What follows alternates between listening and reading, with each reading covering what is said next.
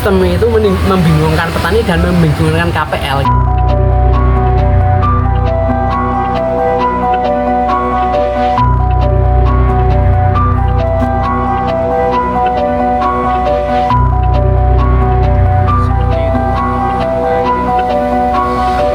Mungkin karena petani sering beropini atau berpendapat pupuk sulit gitu ya. Pupuk sulit dianggap langka gitu loh. Sebenarnya bukan sulit, tapi memang kemudian yang agak sulit itu sebenarnya aturannya. Aturan ini kan banyak petani yang belum paham, sehingga ketika KPL itu menyampaikan syarat-syaratnya itu dianggap beli pupuk sulit gitu nah. Tapi di KPL itu nggak ada, distributor KPL itu nggak ada yang mempersulit pupuk, semua karena aturan. Jadi aturan itu kadang-kadang ya itu tadi karena petani kurang paham, yang pakai KTP ternyata di dalamnya tidak ada di DKK semacam itu, yang sudah habis diambil semua dengan KTP bisa nambah kan dengan semacam itu. Selama memang ada alokasinya petani itu pasti diberikan oleh KPL, nggak ada yang dijual liar, itu nggak ada. Insya Allah kios ini mencoba dan berusaha untuk jangan sampai salah dalam melayani petani. Itu ya Mas Rudi ya. Nah, mungkin juga bagi Rame juga bahwa kartu tadi dihapus diganti KTP. Nah ini kalau KPL sendiri melihat seperti apa mungkin? Ya kalau kami sebenarnya dari KPL itu apapun aturan yang diberlakukan oleh pemerintah kita ikuti, tidak ada yang kita bantah atau tidak kita jalani. Cuman ya itu tadi mungkin kelemahannya kadang-kadang ketika belum sempurna itu sudah berubah lagi, sehingga petani pun bingung memahami aturan itu. Kios juga harus menyesuaikan dengan aturan-aturan baru itu.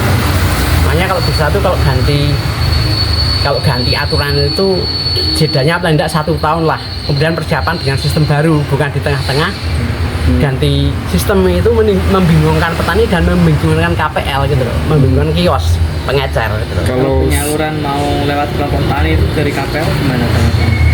Ya kan memang yang namanya aturan itu kan pupuk subsidi kan boleh dibeli oleh petani perorangan ke kios dan boleh melalui kelompok tani, petani dan kelompok tani, itu aturannya. Jadi kalau mau ambil berkelompok boleh, mau ambil perorangan di kios boleh.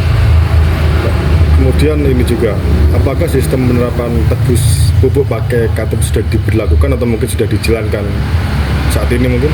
Yang kartu tani sudah dijalankan, bahkan Bogor itu menjadi salah satu kabupaten yang juara 3 kali berturut-turut penggunaan kartu tani.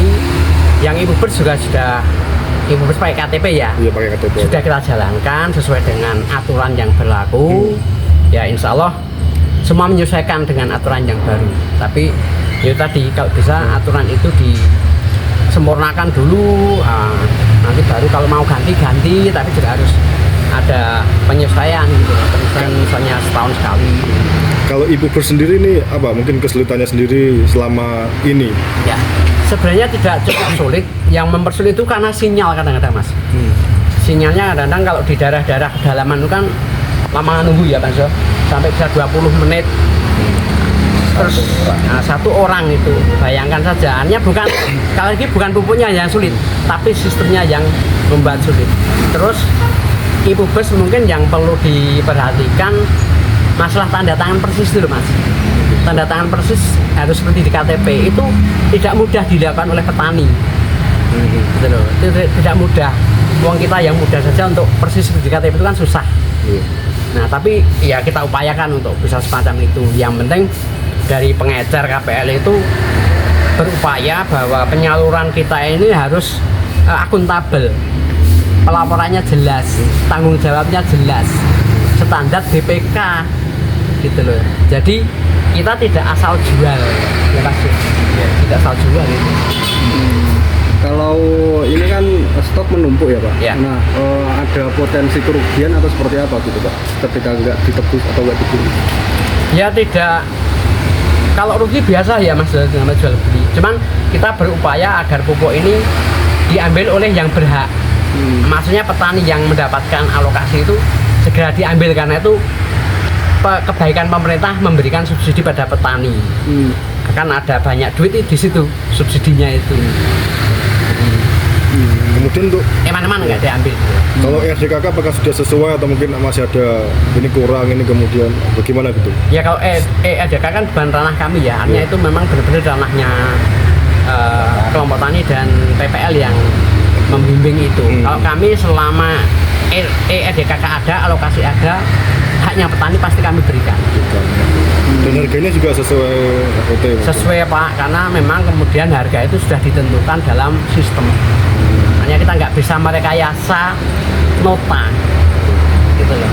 Nggak bisa merekayasa nota. Kalau misalnya ada di atas HET, misalnya gitu ya, itu di luar itu Pak. Misalnya mungkin di kelompok tani, karena kelompok tani itu butuh kas, kadang-kadang ada kesepakatan.